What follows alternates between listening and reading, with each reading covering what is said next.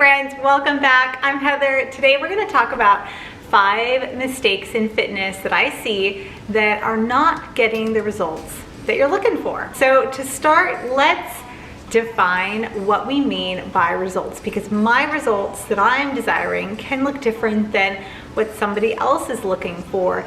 But I'm going to generalize for this video because what I often see for results is a weight loss goal or a strength gaining goal.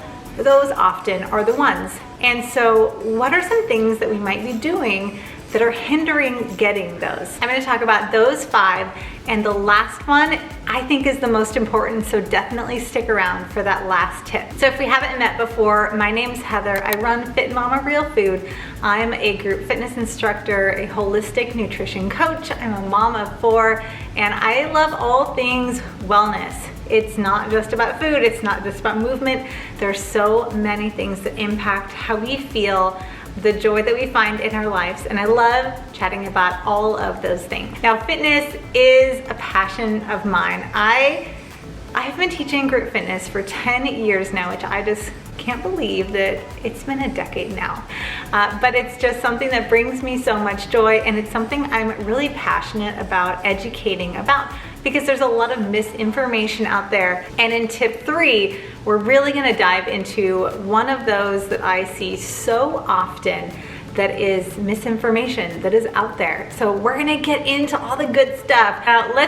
Let's dive into it. I wanna get into these mistakes, but also the remedies for each of them. First mistake that I see is having too many goals. When we set out on a workout plan, you know, we might have a goal, like I said, those results that we're looking for, but if you're having too many goals, you want to be able to run really fast, but you also wanna lift really heavy weights, or you want to lose weight but put on muscle. These things that can be opposing makes it so that you're getting to your goal a lot slower. When we dial in and focus strategically on one thing, maybe you want to get more flexible. Well, you got to work on flexibility. Incorporate yoga a couple times a week. That's when we can really start to see the results that we're looking for. Because when we can be consistent with one goal, we're going to get to that closer. I am definitely a multitasker. I think I'm probably being more efficient, but I know that multitasking actually makes us slower at all the things that we're working on. And the same goes for your fitness goals. If you have too many fitness goals, it's gonna take longer to get to those. So if you're really set on one specific goal in fitness, dial in what you're doing for that single goal. This next mistake is one that I see very often in group fitness classes, or if I'm just observing people exercising and specifically lifting weights. And the mistake is that you're rushing through your reps. So I want to give you just an example of what that looks like. So imagine that I've got some weights in my hand and I'm doing a bicep curl. Now, if we're doing this, if we're going super fast, we're using momentum. Whereas if we slow it down, going up and feeling that extension, contracting and extending, we're going to get more out of that movement because our muscles are going to be working harder. And what happens when they're, finding their full range and they're going to fatigue and working harder is they're gonna get stronger. So often we think if we just get through the workout, if we just get through the reps, we're gonna get the results. But what's way more important than just going through the motion and moving fast is to really isolate your muscles and think about those muscles and make sure that they're working, because when they're working, that's when they're breaking down and then they're gonna grow back stronger. So if you find that you are getting through your workout really fast, or if you're in a class and you're moving faster than the instructor in the exercises, match their pace or slow yourself down, and then see if you start to notice a change in how you feel in your workout. We made it to number 3, which I said was the most common misinformation that I see, that I hear from personal friends, and it's something that maybe you've thought or said, and I will not lie, it's something that I also thought 15, am I gonna say 20 years ago? no, I'm not gonna say 20 years ago. I was 14 then, not 20 years ago, 15 years ago for sure. I thought that adding cardio is this magic weight loss bullet. People believe that when all you need to do is just burn more calories by doing more cardio, that you're going to get those results that you want. But the truth is that can often hinder what you're looking for. If you're looking to get stronger muscles, look a little more toned up and muscular, you're not gonna get that through cardio. That's actually going to defeat the purpose of building those long, lean muscles that you might be looking for. What that's going to do is break down the muscles that you're working really hard at doing. So when I hear someone say, I'm doing strength training, I've been doing that a little bit, but I really want to lose some weight, I'm going to start doing some cardio, I think, oh. So if you love cardio and you want to get results from that, instead incorporate some interval training into that so that you're getting your heart rate up and then it's coming down and you're boosting your metabolism in that way. Mistake number 4 kind of goes along with rushing those reps, but it is not finding fatigue.